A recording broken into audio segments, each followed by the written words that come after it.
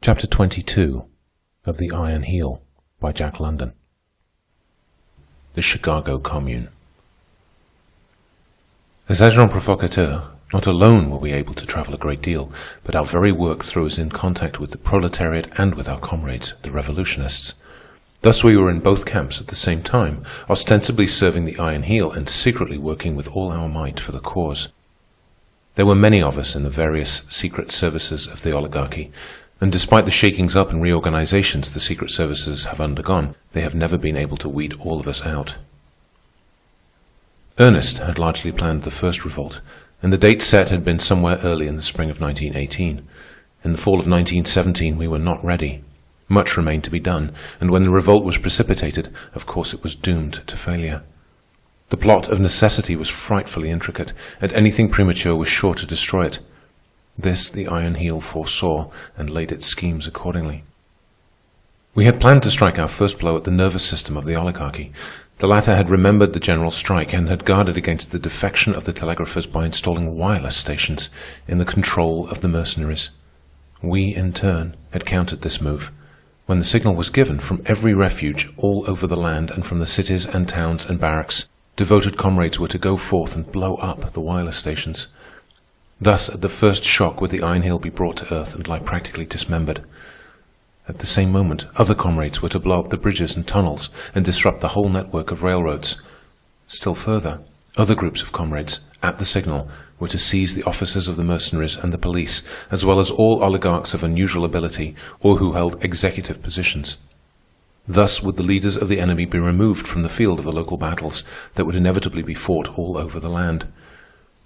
Many things were to occur simultaneously when the signal went forth. The Canadian and Mexican patriots, who were far stronger than the Iron Heel dreamed, were to duplicate our tactics. Then there were comrades, these were the women, for the men would be busy elsewhere, who were to post the proclamations from our secret presses. Those of us in the higher employ of the Iron Heel were to proceed immediately to make confusion and anarchy in all our departments. Inside the mercenaries were thousands of our comrades. Their work was to blow up the magazines and to destroy the delicate mechanism of all the war machinery. In the cities of the mercenaries and of the labor castes, similar programs of disruption were to be carried out. In short, a sudden, colossal, stunning blow was to be struck. Before the paralyzed oligarchy could recover itself, its end would have come. It would have meant terrible times and great loss of life, but no revolutionist hesitates at such things. Why, we even depended much, in our plan, on the unorganized people of the abyss. They were to be loosed on the palaces and cities of the masters, never mind the destruction of life and property. Let the abysmal brute roar, and the police and mercenaries slay. The abysmal brute would roar anyway, and the police and mercenaries would slay anyway. It would merely mean that various dangers to us were harmlessly destroying one another. In the meantime, we would be doing our own work, largely unhampered, and gaining control of all the machinery of society.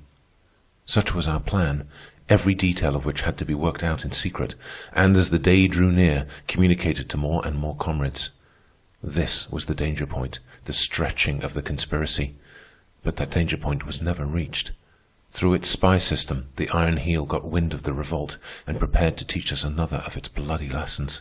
Chicago was the devoted city selected for the instruction, and well were we instructed.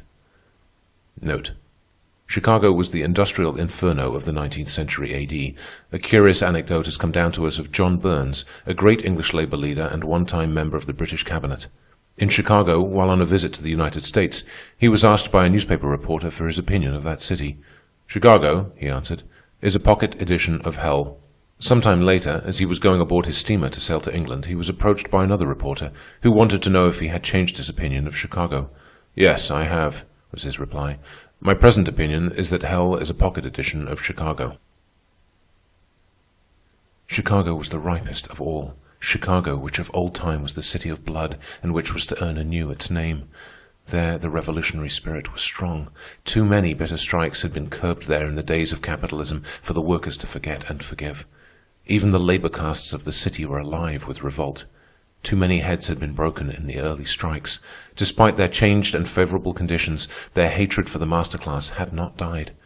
The spirit had infected the mercenaries, of which 3 regiments in particular were ready to come over to us en masse. Chicago had always been the storm center of the conflict between labor and capital, a city of street battles and violent death, with a class-conscious capitalist organization and a class-conscious workman organization, where in the old days the very school teachers were formed into labor unions and affiliated with the hod carriers and bricklayers in the American Federation of Labor. And Chicago became the storm center of the premature First Revolt. The trouble was precipitated by the Iron Heel, and it was cleverly done. The whole population, including the favored labor castes, was given a course of outrageous treatment. Promises and agreements were broken, and most drastic punishments visited upon even petty offenders. The people of the Abyss were tormented out of their apathy. In fact, the Iron Heel was preparing to make the abysmal beast roar. And hand in hand with this, in all precautionary measures in Chicago, the Iron Heel was inconceivably careless. Discipline was relaxed among the mercenaries that remained, while many regiments had been withdrawn and sent to various parts of the country. It did not take long to carry out this program, only several weeks. We of the Revolution caught vague rumors of the state of affairs, but had nothing definite enough for an understanding.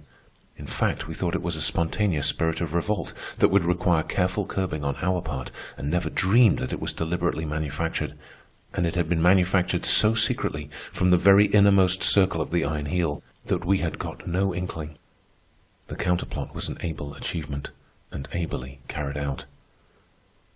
I was in New York when I received the order to proceed immediately to Chicago. The man who gave me the order was one of the oligarchs. I could tell that by his speech, though I did not know his name nor see his face. His instructions were too clear for me to make a mistake. Plainly I read between the lines that our plot had been discovered, that we had been countermined. The explosion was ready for the flash of powder, and countless agents of the Iron Heel, including me, either on the ground or being sent there, were to supply that flash. I flatter myself that I maintained my composure under the keen eye of the oligarch, but my heart was beating madly. I could almost have shrieked and flown at his throat with my naked hands before his final, cold-blooded instructions were given. Once out of his presence, I calculated the time. I had just the moments to spare, if I were lucky, to get in touch with some local leader before catching my train. Guarding against being trailed, I made a rush of it for the emergency hospital.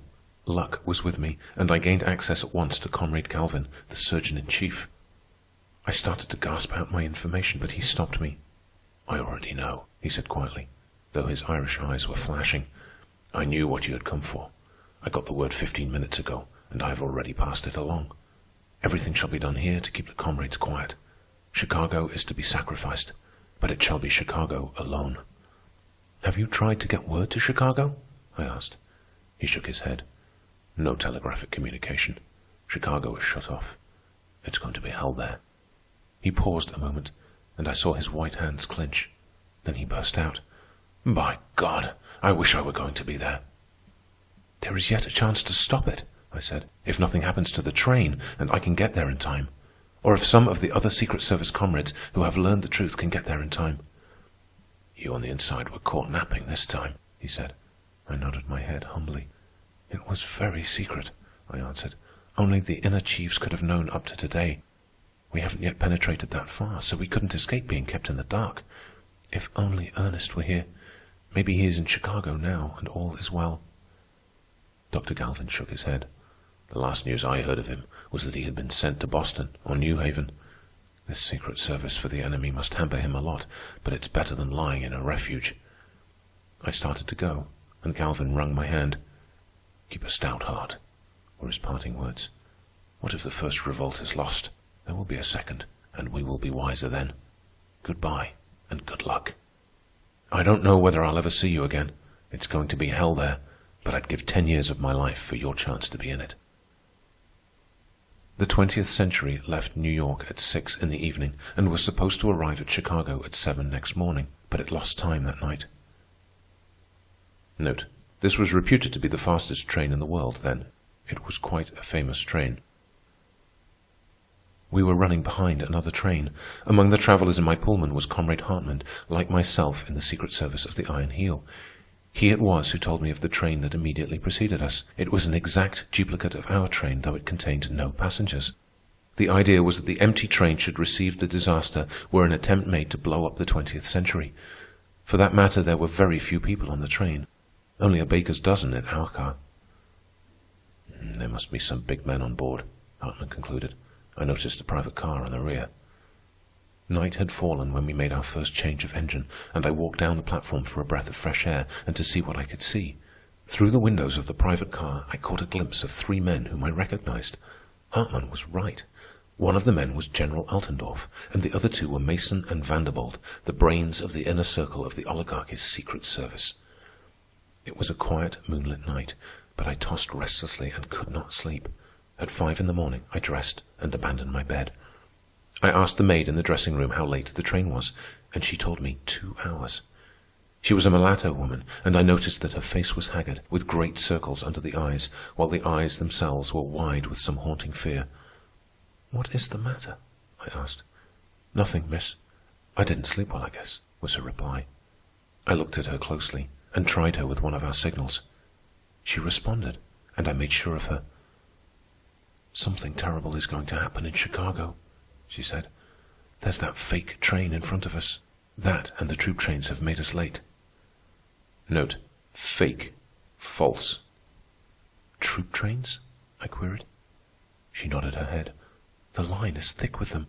We've been passing them all night, and they're all heading for Chicago, and bringing them over the airline.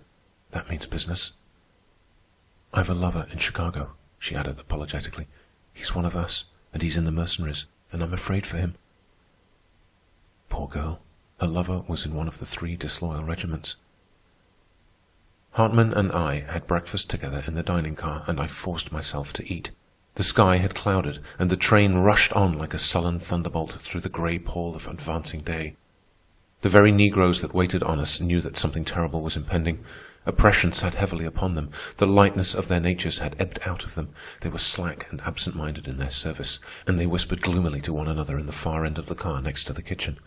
Hartman was hopeless over the situation.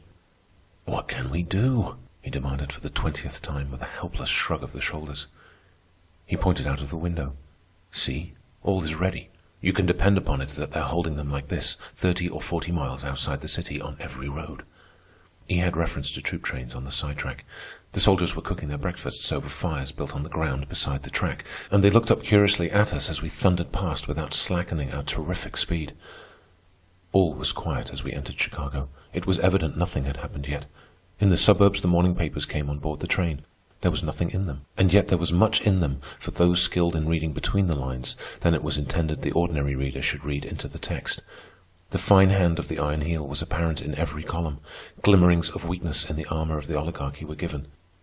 Of course, there was nothing definite. It was intended that the reader should feel his way to these glimmerings. It was cleverly done. As fiction, those morning papers of October the 27th were masterpieces. The local news was missing. This in itself was a masterstroke. It shrouded Chicago in mystery, and it suggested to the average Chicago reader that the oligarchy did not dare give the local news. Hints that were untrue, of course, were given of insubordination all over the land, crudely disguised with complacent references to punitive measures to be taken. There were reports of numerous wireless stations that had been blown up, with heavy rewards offered for the detection of the perpetrators. Of course, no wireless stations had been blown up. Many similar outrages that dovetailed with the plot of the revolutionists were given. The impression to be made on the minds of the Chicago comrades was that the general revolt was beginning, albeit with a confusing miscarriage in many details. It was impossible for one uninformed to escape the vague yet certain feeling that all the land was ripe for the revolt that had already begun to break out. It was reported that the defection of the mercenaries in California had become so serious that 6 regiments had been disbanded and broken, and that their members with their families had been driven from their own city and on into the labor ghettos. And the California mercenaries were in reality the most faithful of all to their salt. But how was Chicago, shut off from the rest of the world, to know?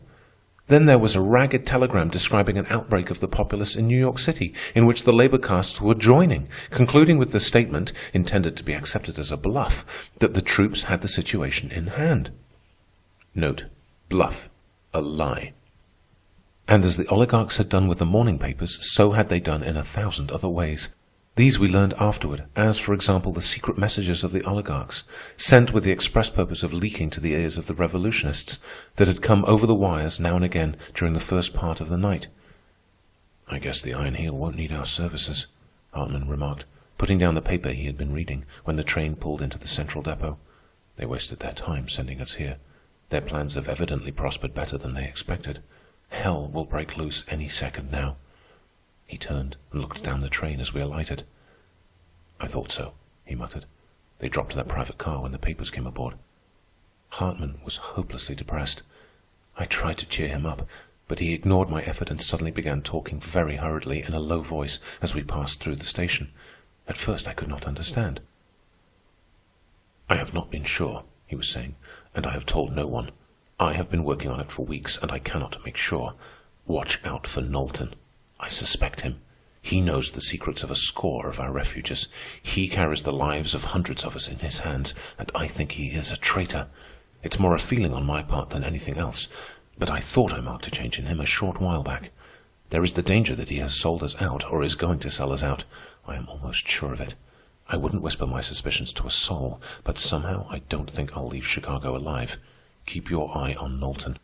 Trap him. Find out. I don't know anything more. It is only an intuition, and so far I have failed to find the slightest clue." We were just stepping out upon the sidewalk. "Remember," Hartman concluded earnestly, "keep your eyes upon Knowlton." And Hartman was right. Before a month went by, Knowlton paid for his treason with his life. He was formally executed by the comrades in Milwaukee. All was quiet on the streets. Too quiet. Chicago lay dead. There was no roar and rumble of traffic. There were not even cabs on the streets. The surface cars and the elevated were not running. Only occasionally, on the sidewalks, were there stray pedestrians, and these pedestrians did not loiter. They went their ways with great haste and definiteness. Withal, there was a curious indecision in their movements, as though they expected the buildings to topple over on them, or the sidewalks to sink under their feet, or fly up in the air. A few gamins, however, were around, in their eyes a suppressed eagerness in anticipation of wonderful and exciting things to happen. From somewhere far to the south, the dull sound of an explosion came to our ears. That was all. Then quiet again, though the gamins had startled and listened, like young deer, at the sound. The doorways to all the buildings were closed. The shutters to the shops were up. But there were many police and watchmen in evidence, and now and again automobile patrols of the mercenaries slipped swiftly past. Hartman and I agreed that it was useless to report ourselves to the local chiefs of the Secret Service. Our failure so to report would be excused, we knew, in the light of subsequent events. So we headed for the great labor ghetto on the south side in the hope of getting in contact with some of the comrades. Too late. We knew it, but we could not stand still and do nothing in those ghastly silent streets. Where was Ernest, I was wondering? What was happening in the cities of the labor castes and mercenaries, in the fortresses? As if in answer, a great screaming roar went up, dim with distance, punctuated with detonation after detonation. "It's the fortresses," Hartman said. "God pity those 3 regiments." At a crossing, we noticed in the direction of the stockyards a gigantic pillar of smoke. At the next crossing, several similar smoke pillars were rising skyward in the direction of the west side. Over the city of the mercenaries, we saw a great captive war balloon that burst even as we looked at it and fell in flaming wreckage toward the earth. There was no clue to that tragedy of the air. We could not determine whether the balloon had been manned by comrades or enemies. A vague sound came to our ears, like the bubbling of a gigantic cauldron a long way off, and Hartman said it was machine guns and automatic rifles. And still we walked in immediate quietude. Nothing was happening where we were. The police and the automobile patrols went by, and only half a dozen fire engines, returning evidently from some conflagration. A question was called to the firemen by an officer in an automobile, and we heard one shout in reply, "No water! They've blown up the mains!" "We've smashed the water supply," Hartman cried excitedly to me. "If we can do all this in a premature, isolated, abortive attempt, what can't we do in a concerted, ripened effort all over the land?" The automobile containing the officer who had asked the question darted on. Suddenly there was a deafening roar. The machine with its human freight lifted in an upburst of smoke and sank down a mass of wreckage and death. Hartman was jubilant. "Oh, well done," he was repeating over and over in a whisper. "The proletariat gets its lesson today, but it gives one, too." Police were running for the spot. Also, another patrol machine had halted. As for myself, I was in a daze. The suddenness of it was stunning. How had it happened? I knew not how, and yet I had been looking directly at it. So dazed was I for the moment that I was scarcely aware of the fact that we were being held up by the police. I abruptly saw that a policeman was in the act of shooting Hartman. But Hartman was cool and was giving the proper passwords. I saw the leveled revolver hesitate, then sink down, and heard the disgusted grunt of the policeman. He was very angry and was cursing the whole Secret Service. It was always in the way, he was averring, while Hartman was talking back to him and with fitting Secret Service pride explaining to him the clumsiness of the police. The next moment, I knew how it had happened. There was quite a group about the wreck, and 2 men were just lifting up the wounded officer to carry him to the other machine. A panic seized all of them, and they scattered in every direction, running in blind terror, the wounded officer roughly dropped, being left behind. The cursing policeman alongside of me also ran, and Hartman and I ran too, we knew not why, obsessed with the same blind terror to get away from that particular spot. Nothing really happened then, but everything was explained.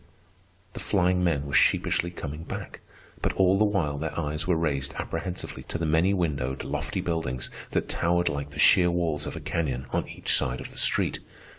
From one of those countless windows the bomb had been thrown. But which window? There had been no second bomb, only our fear of one. Thereafter we looked with speculative comprehension at the windows. Any of them contained possible death. Each building was a possible ambuscade. This was warfare in that modern jungle, a great city. Every street was a canyon, every building a mountain. We had not changed much from primitive man, despite the war automobiles that were sliding by. Turning a corner, we came upon a woman. She was lying on the pavement in a pool of blood. Hartman bent over and examined her. As for myself, I turned deathly sick. I was to see many dead that day, but the total carnage was not to affect me as did this first forlorn body lying there at my feet, abandoned on the pavement. Shot in the breast, was Hartman's report. Clasped in the hollow of her arm, as a child might be clasped, was a bundle of printed matter. Even in death, she seemed loath to part with that which had caused her death. For when Hartman had succeeded in withdrawing the bundle, we found that it consisted of large printed sheets, the proclamations of the revolutionists. "A comrade," I said, but Hartman only cursed the Iron Heel, and we passed on. Often we were halted by the police and patrols, but our passwords enabled us to proceed. No more bombs fell from the windows, the last pedestrians seemed to have vanished from the streets, and our immediate quietude grew more profound. Though the gigantic cauldron continued to bubble in the distance, dull roars of explosions came to us from all directions, and the smoke pillars were towering more ominously in the heavens. Chapter 23 of The Iron Heel by Jack London. The People of the Abyss. Suddenly, a change came over the face of things. A tingle of excitement ran along the air. Automobiles fled past, 2, 3, a dozen, and from them warnings were shouted to us. One of the machines swerved wildly at high speed half a block down, and the next moment, already left well behind it, the pavement was torn into a great hole by a bursting bomb. We saw the police disappearing down the cross streets on the run, and knew that something terrible was coming. We could hear the rising roar of it. "Our brave comrades are coming," Hartman said. We could see the front of their column filling the street from gutter to gutter as the last war automobile fled past. The machine stopped for a moment just abreast of us. A soldier leapt from it, carrying something carefully in his hands. This, with the same care, he deposited in the gutter. Then he leapt back to his seat, and the machine dashed on, took the turn at the corner, and was gone from sight. Hartman ran to the gutter and stooped over the object. "Keep back," he warned me. I could see he was working rapidly with his hands. When he returned to me, the sweat was heavy on his forehead. "I disconnected it," he said, "and just in the nick of time. The soldier was clumsy. He intended it for our comrades, but he didn't give it enough time. It would have exploded prematurely. Now it won't explode at all." Everything was happening rapidly now. Across the street and half a block down, high up in a building, I could see heads peering out. I had just pointed them out to Hartman when a sheet of flame and smoke ran along that portion of the face of the building where the heads had appeared, and the air was shaken by the explosion. In places, the stone facing of the building was torn away, exposing the iron construction beneath. The next moment, similar sheets of flame and smoke smote the front of the building across the street opposite it. Between the explosions, we could hear the rattle of the automatic pistols and rifles. For several minutes, this mid-air battle continued, then died out. It was patent that our comrades were in one building, that mercenaries were in the other, and that they were fighting across the street. But we could not tell which was which building contained our comrades, and which the mercenaries. By this time, the column on the street was almost on us. As the front of it passed under the warring buildings, both went into action again, one building dropping bombs into the street, being attacked from across the street, and in return replying to that attack. Thus we learned which building was held by our comrades, and they did good work, saving those in the street from the bombs of the enemy. Hartman gripped my arm and dragged me into a wide entrance. "They're not our comrades!" he shouted in my ear. The inner doors to the entrance were locked and bolted. We could not escape. The next moment the front of the column went by. It was not a column, but a mob, an awful river that filled the street, the people of the abyss, mad with drink and wrong, up at last and roaring for the blood of their masters. I had seen the people of the abyss before, gone through its ghettos, and thought I knew it. But I found that I was now looking on it for the first time. Dumb apathy had vanished. It was now dynamic, a fascinating spectacle of dread. It surged past my vision in concrete waves of wrath, snarling and growling, carnivorous, drunk with whiskey from pillaged warehouses, drunk with hatred, drunk with lust for blood. Men, women, and children in rags and tatters. Dim, ferocious intelligences, with all the godlike blotted from their features, and all the fiendlike stamped in. Apes and tigers, anemic consumptives, and great hairy beasts of burden. Wan faces from which vampire society had sucked the juice of life. Bloated forms swollen with physical grossness and corruption. Withered hags and death's heads bearded like patriarchs. Festering youth and festering age. Faces of fiends, crooked, twisted, misshapen monsters, blasted with the ravages of disease and all the horrors of chronic innutrition. The refuse and the scum of life, a raging, screaming, screeching, demoniacal horde. And why not? The people of the abyss had nothing to lose but the misery and pain of living. And to gain? Nothing, save one final, awful glut of vengeance. And as I looked, the thought came to me that in that rushing stream of human lava were men, comrades and heroes, whose mission had been to rouse the abysmal beast and to keep the enemy occupied in coping with it. And now a strange thing happened to me. A transformation came over me. The fear of death, for myself and for others, left me. I was strangely exalted, another being in another life. Nothing mattered. The cause for this one time was lost, but the cause would be here tomorrow, the same cause, ever fresh and ever burning. And thereafter, in the orgy of horror that raged through the succeeding hours, I was able to take a calm interest. Death meant nothing. Life meant nothing. I was an interested spectator of events, and, sometimes swept on by the rush, was myself a curious participant. For my mind had leapt to a star-cool altitude and grasped a passionless transvaluation of values. Had it not done this, I know that I should have died. Half a mile of the mob had swept by when we were discovered. A woman in fantastic rags, with cheeks cavernously hollow and with narrow black eyes like burning gimlets, caught a glimpse of Hartman and me. She let out a shrill shriek and bore in upon us. A section of the mob tore itself loose and surged in after her. I can see her now, as I write these lines, a leap in advance, her gray hair flying in thin, tangled strings, the blood dripping down her forehead from some wound in the scalp. In her right hand a hatchet, her left hand, lean and wrinkled, a yellow talon, gripping the air convulsively. Hartman sprang in front of me. This was no time for explanations. We were well dressed, and that was enough. His fist shot out, striking the woman between her burning eyes. The impact of the blow drove her backward, but she struck the wall of her oncoming fellows and bounced forward again, dazed and helpless, the brandished hatchet falling feebly on Hartman's shoulder. The next moment I knew not what was happening. I was overborne by the crowd.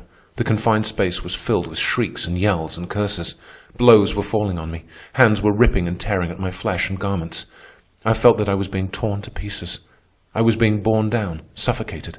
Some strong hand gripped my shoulder in the thick of the press and was dragging fiercely at me. Between pain and pressure, I fainted. Hartman never came out of that entrance.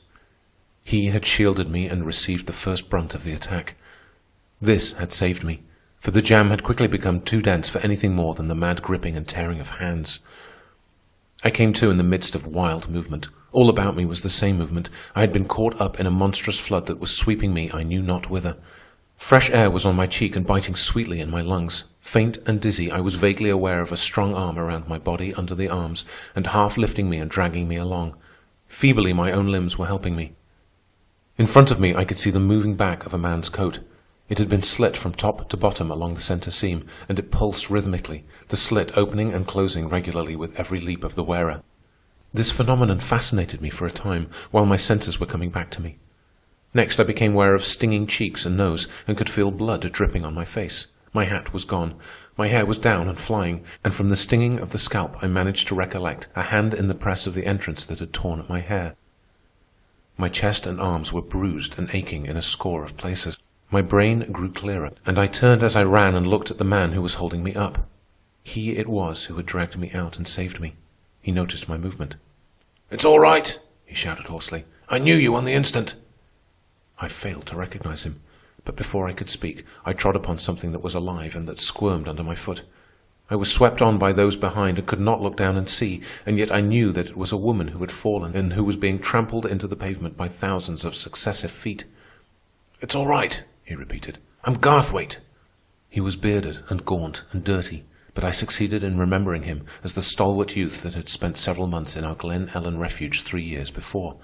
He passed me the signals of the Iron Heel's Secret Service, in token that he, too, was in its employ. "I'll get you out of this as soon as I can get a chance," he assured me. "But watch your footing. On your life, don't stumble and go down." All things happened abruptly on that day, and with an abruptness that was sickening, the mob checked itself. It came in violent collision with a large woman in front of me. The man with the split coat had vanished, while those behind collided against me. A devilish pandemonium reigned, shrieks, curses, and cries of death, while above all rose the churning rattle of machine guns and the putter-putt, putter-putt of rifles. At first I could make out nothing. People were falling about me right and left. The woman in front doubled up and went down, her hands on her abdomen in a frenzied clutch. A man was quivering against my legs in a death struggle. It came to me that we were at the head of the column. Half a mile of it had disappeared. Where or how I never learned. To this day I do not know what became of that half mile of humanity, whether it was blotted out by some frightful bolt of war, whether it was scattered and destroyed piecemeal, or whether it escaped. But there we were, at the head of the column instead of in its middle, and we were being swept out of life by a torrent of shrieking lead. As soon as death had thinned the jam, Garthwaite, still grasping my arm, led a rush of survivors into the wide entrance of an office building. Here, at the rear, against the doors, we were pressed by a panting, gasping mass of creatures. For some time we remained in this position without a change in the situation. "I did it beautifully," Garthwaite was lamenting to me. "Ran you right into a trap. We had a gambler's chance in the street, but in here there is no chance at all. It's all over but the shouting. Vive la Revolution!" Then, what he expected began. The mercenaries were killing without quarter. At first, the surge back upon us was crushing, but as the killing continued, the pressure was eased. The dead and dying went down and made room. Garthwaite put his mouth to my ear and shouted, but in the frightful din I could not catch what he said. He did not wait. He seized me and threw me down. Next, he dragged a dying woman over on top of me, and with much squeezing and shoving, crawled in beside me and partly over me. A mound of dead and dying began to pile up over us, and over this mound, pawing and moaning, crept those that still survived. But these, too, soon ceased, and a semi-silence settled down, broken by groans and sobs and sounds of strangulation. I should have been crushed had it not been for Garthwaite. As it was, it seemed inconceivable that I could bear the weight I did and live. And yet, outside of pain, the only feeling I possessed was one of curiosity. How was it going to end? What would death be like? Thus did I receive my red baptism in that Chicago shambles. Prior to that, death to me had been a theory. But ever afterward, death had been a simple fact that does not matter. It is so easy. But the mercenaries were not content with what they had done. They invaded the entrance, killing the wounded and searching out the unhurt that, like ourselves, were playing dead. I remember one man they dragged out of a heap who pleaded abjectly until a revolver shot cut him short. Then there was a woman who charged from a heap, snarling and shooting. She fired 6 shots before they got her, though what damage she did we could not know. We could follow these tragedies only by the sound. Every little while, flurries like this occurred, each flurry culminating in the revolver shot that put an end to it. In the intervals, we could hear the soldiers talking and swearing as they rummaged among the carcasses, urged on by their officers to hurry up. At last they went to work on our heap, and we could feel the pressure diminish as they dragged away the dead and wounded. Garthwaite began uttering aloud the signals. At first he was not heard. Then he raised his voice. "Listen to that," we heard a soldier say, and next the sharp voice of an officer. "Hold on there. Careful as you go." Oh, that first breath of air as we were dragged out. Garthwaite did the talking at first, but I was compelled to undergo a brief examination to prove service with the Iron Heel. "Agent provocateur, all right," was the officer's conclusion. He was a beardless young fellow, a cadet, evidently, of some great oligarch family. "It's a hell of a job," Garthwaite grumbled. "I'm going to try and resign and get into the army. You fellows have a snap." "You've earned it," was the young officer's answer. "I've got some pull, and I'll see if it can be managed. I can tell them how I found you." He took Garthwaite's name and number and then turned to me. "And you?" "Oh, I'm going to be married," I answered lightly, "and then I'll be out of it all." And so we talked, while the killing of the wounded went on. It is all a dream now, as I look back on it, but at the time it was the most natural thing in the world.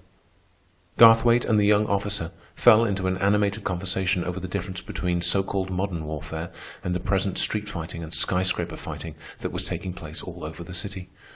I followed them intently, fixing up my hair at the same time and pinning together my torn skirts. And all the time the killing of the wounded went on. Sometimes the revolver shots drowned the voices of Garthwaite and the officer, and they were compelled to repeat what they had been saying. I lived through 3 days of the Chicago Commune, and the vastness of it and of the slaughter may be imagined when I say that in all that time I saw practically nothing outside the killing of the people of the abyss and the mid-air fighting between skyscrapers. I really saw nothing of the heroic work done by the comrades. I could hear the explosions of their mines and bombs and see the smoke of their conflagrations, and that was all. The mid-air part of one great deed I saw, however, and that was the balloon attacks made by our comrades on the fortresses. That was on the second day. The 3 disloyal regiments had been destroyed in the fortresses to the last man. The fortresses were crowded with mercenaries. The wind blew in the right direction, and up went our balloons from one of the office buildings in the city. Now Biedenbach, after he left Glen Ellen, had invented a most powerful explosive. Expedite, he called it. This was the weapon the balloons used. They were only hot air balloons, clumsily and hastily made, but they did the work. I saw it all from the top of an office building. The first balloon missed the fortresses completely and disappeared into the country, but we learned about it afterward. Burton and O'Sullivan were in it. As they were descending, they swept across a railroad directly over a troop train that was heading at full speed for Chicago. They dropped their whole supply of expedite upon the locomotive. The resulting wreck tied the line up for days, and the best of it was that, released from the weight of expedite, the balloon shot up into the air and did not come down for half a dozen miles, both heroes escaping unharmed. The second balloon was a failure. Its flight was lame. It floated too low and was shot full of holes before it could reach the fortresses. Hereford and Guinness were in it, and they were blown to pieces, along with the field into which they fell. Biedenbach was in despair. We heard all about it afterward, and he went up alone in the third balloon. He, too, made a low flight, but he was in luck, for they failed seriously to puncture his balloon. I can see it now, as I did then, from the lofty top of the building, that inflated bag drifting along the air, and that tiny speck of a man clinging on beneath. I could not see the fortress, but those on the roof with me said he was directly over it. I did not see the expedite fall when he cut it loose, but I did see the balloon suddenly leap up into the sky. An appreciable time after that, the great column of the explosion towered in the air, and after that, in turn, I heard the roar of it. Biedenbach the Gentle had destroyed a fortress. 2 other balloons followed at the same time. One was blown to pieces in the air, the expedite exploding, and the shock of it disrupted the second balloon, which fell prettily into the remaining fortress. It couldn't have been better planned, though the 2 comrades in it sacrificed their lives. But to return to the people of the abyss, my experiences were confined to them. They raged and slaughtered and destroyed all over the city proper, and were in turn destroyed. But never once did they succeed in reaching the city of the oligarchs over on the west side. The oligarchs had protected themselves well. No matter what destruction was wreaked in the heart of the city, they and their womenkind and children were to escape hurt. I am told that their children played in the parks during those terrible days, and that their favorite game was an imitation of their elders stamping upon the proletariat. But the mercenaries found it no easy task to cope with the people of the abyss and at the same time fight with the comrades. Chicago was true to her traditions, and though a generation of revolutionists was wiped out, it took along with it pretty close to a generation of its enemies. Of course, the Iron Heel kept the figures secret, but at a very conservative estimate, at least 130,000 mercenaries were slain. But the comrades had no chance. Instead of the whole country being hand in revolt, they were all alone, and the total strength of the oligarchy could have been directed against them if necessary. As it was, hour after hour, day after day, in endless trainloads, by hundreds of thousands, the mercenaries were hurled into Chicago. And there were so many of the people of the abyss. Tiring of the slaughter, a great herding movement was begun by the soldiers, the intent of which was to drive the street mobs like cattle into Lake Michigan. It was at the beginning of this movement that Garthwaite and I had encountered the young officer. This herding movement was practically a failure thanks to the splendid work of the comrades. Instead of the great host the mercenaries had hoped to gather together, they succeeded in driving no more than 40,000 of the wretches into the lake. Time and again, when a mob of them was well in hand and being driven along the streets to the water, the comrades would create a diversion, and the mob would escape through the consequent hole torn in the encircling net. Garthwaite and I saw an example of this shortly after meeting with the young officer. The mob of which we had been a part, and which had been put in retreat, was prevented from escaping to the south and east by strong bodies of troops. The troops we had fallen in with had held it back on the west. The only outlet was north, and north it went toward the lake, driven on from east and west and south by machine gun fire and automatics. Whether it divined that it was being driven toward the lake, or whether it was merely a blind squirm of the monster, I do not know. But at any rate, the mob took a cross street to the west, turned down the next street, and came back upon its track, heading south toward the great ghetto. Garthwaite and I at that time were trying to make our way westward to get out of the territory of street fighting, and we were caught right in the thick of it again. As we came to the corner, we saw the howling mob bearing down upon us. Garthwaite seized my arm, and we were just starting to run when he dragged me back from in front of the wheels of half a dozen war automobiles equipped with machine guns that were rushing for the spot. Behind them came the soldiers with their automatic rifles. By the time they took position, the mob was upon them, and it looked as though they would be overwhelmed before they could get into action. Here and there a soldier was discharging his rifle, but this scattered fire had no effect in checking the mob. On it came, bellowing with brute rage. It seemed the machine guns could not get started. The automobiles on which they were mounted blocked the street, compelling the soldiers to find positions in, between, and on the sidewalks. More and more soldiers were arriving, and in the jam we were unable to get away. Garthwaite held me by the arm, and we pressed close against the front of a building. The mob was no more than 25 feet away when the machine guns opened up. But before that flaming sheet of death, nothing could live. The mob came on, but it could not advance. It piled up in a heap, a mound, a huge and growing wave of dead and dying. Those behind urged on, and the column from gutter to gutter telescoped upon itself. Wounded creatures, men and women, were vomited over the top of that awful wave and fell squirming down the face of it, till they threshed about under the automobiles and against the legs of the soldiers. The latter bayoneted the struggling wretches, though one I saw who gained his feet and flew at a soldier's throat with his teeth. Together they went down, soldier and slave, into the welter. The firing ceased. The work was done. The mob had been stopped in its wild attempt to break through. Orders were being given to clear the wheels of the war machines. They could not advance over that wave of dead, and the idea was to run them down the cross street. The soldiers were dragging the bodies away from the wheels when it happened. We learned afterward how it happened. A block distant, 100 of our comrades had been holding a building. Across roofs and through buildings they made their way, till they found themselves looking down upon the close-packed soldiers. Then it was a counter-massacre. Without warning, a shower of bombs fell from the top of the building. The automobiles were blown to fragments along with many soldiers. We, with the survivors, swept back in mad retreat. Half a block down, another building opened fire upon us. As the soldiers had carpeted the street with dead slaves, so in turn did they themselves become carpet. Garthwaite and I bore charmed lives. As we had done before, so again we sought shelter in an entrance. But he was not to be caught napping this time. As the roar of the bombs died away, he began peering out. "The mob's coming back," he called to me. "We've got to get out of this." We fled, hand in hand, down the bloody pavement, slipping and sliding and making for the corner. Down the cross street we could see a few soldiers still running.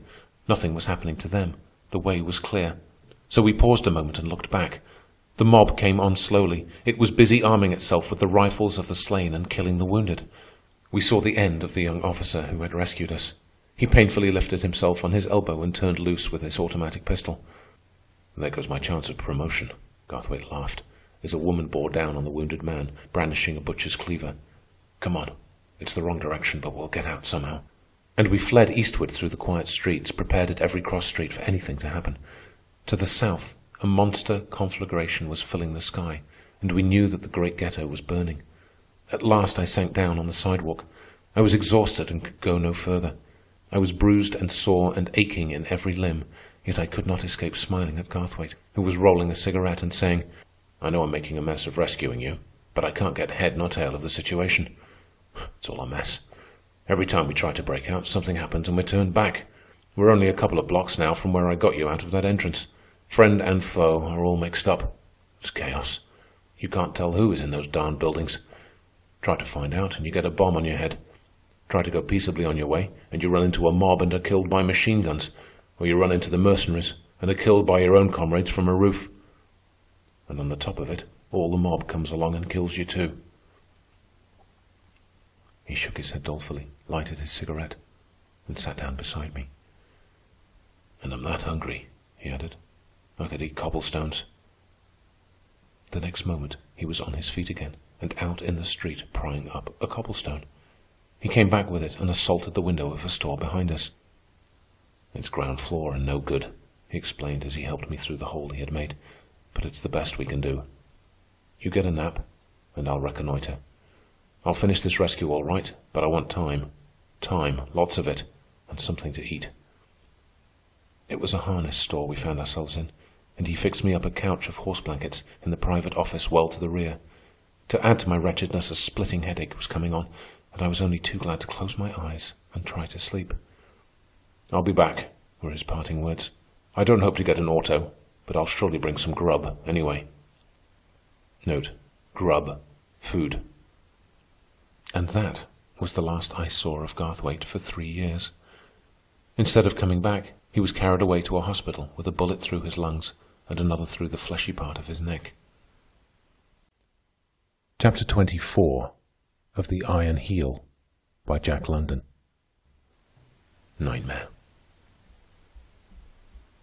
I had not closed my eyes the night before on the 20th century, and what of that and of my exhaustion, I slept soundly. When I first awoke, it was night. Garthwaite had not returned.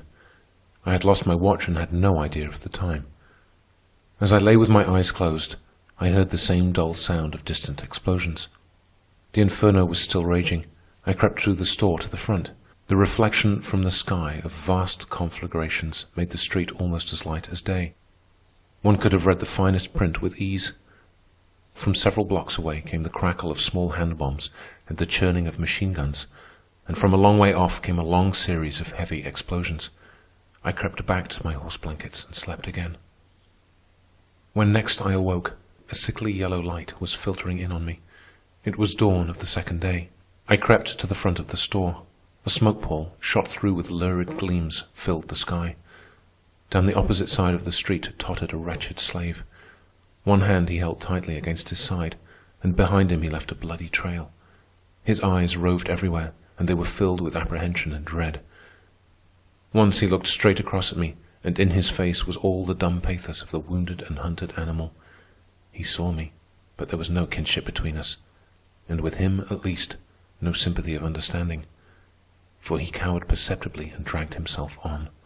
He could expect no aid in all God's world. He was a helot in the great hunt of helots that the masters were making. All he could hope for, all he sought, was some hole to crawl away in and hide like any animal. The sharp clang of a passing ambulance at the corner gave him a start. Ambulances were not for such as he. With a groan of pain, he threw himself into a doorway. A minute later, he was out again and desperately hobbling on. I went back to my horse blankets and waited an hour for Garthwaite. My headache had not gone away. On the contrary, it was increasing. It was by an effort of will only that I was able to open my eyes and look at objects, and with the opening of my eyes and the looking came intolerable torment. Also, a great pulse was beating in my brain. Weak and reeling, I went out through the broken window and down the street, seeking to escape, instinctively and gropingly, from the awful shambles. And thereafter, I lived nightmare. My memory of what happened in the succeeding hours is the memory one would have of a nightmare. Many events are focused sharply on my brain, but between these indelible pictures I retain are intervals of unconsciousness. What occurred in those intervals I know not, and never shall know. I remember stumbling at the corner over the legs of a man. It was the poor hunted wretch that had dragged himself past my hiding place.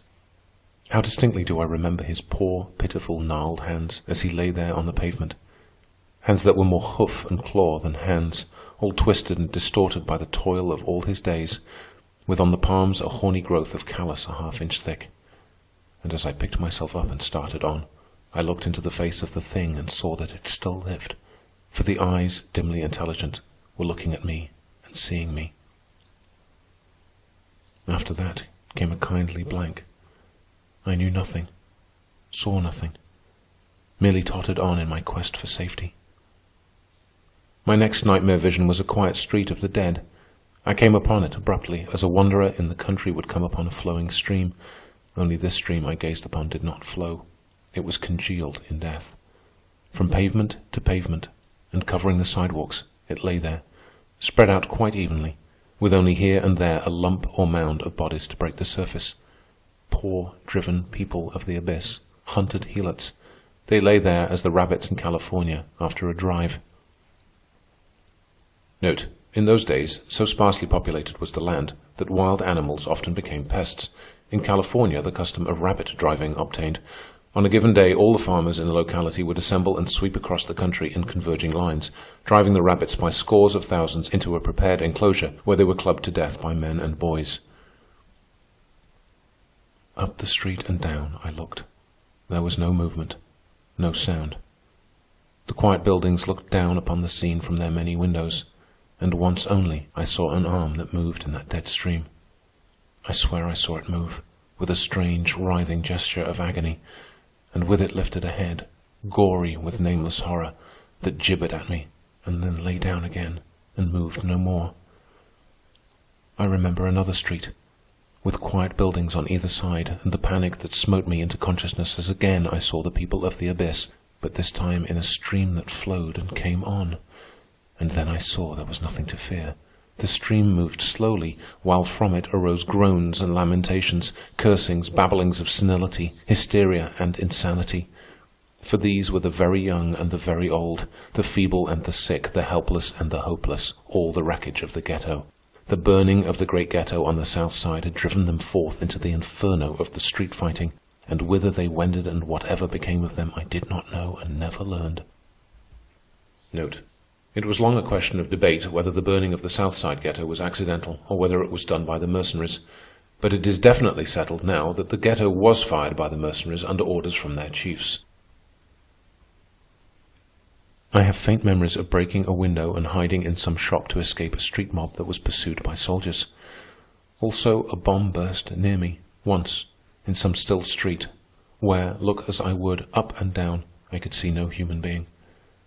But my next sharp recollection begins with the crack of a rifle and an abrupt becoming aware that I was being fired at by a soldier in an automobile.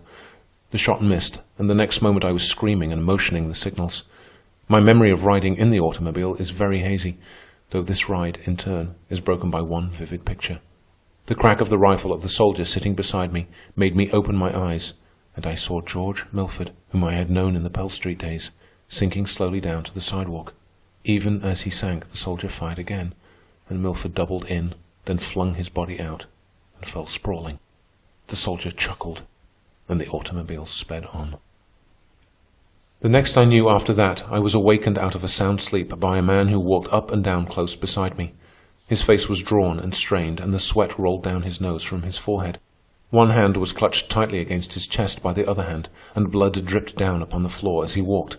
He wore the uniform of the mercenaries. From without, as through thick walls, came the muffled roar of bursting bombs. I was in some building that was locked in combat with some other building. A surgeon came in to dress the wounded soldier, and I learned that it was 2 p.m. My headache was no better, and the surgeon paused from his work long enough to give me a powerful drug that would depress the heart and bring relief. I slept again, and the next I knew, I was on top of the building. The immediate fighting had ceased, and I was watching the balloon attack on the fortresses. Someone had an arm around me, and I was leaning close against him. It came to me quite as a matter of course that this was Ernest, and I found myself wondering how he had got his hair and eyebrows so badly singed.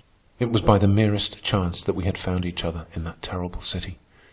He had had no idea that I had left New York, and coming through the room where I lay asleep, could not at first believe that it was I.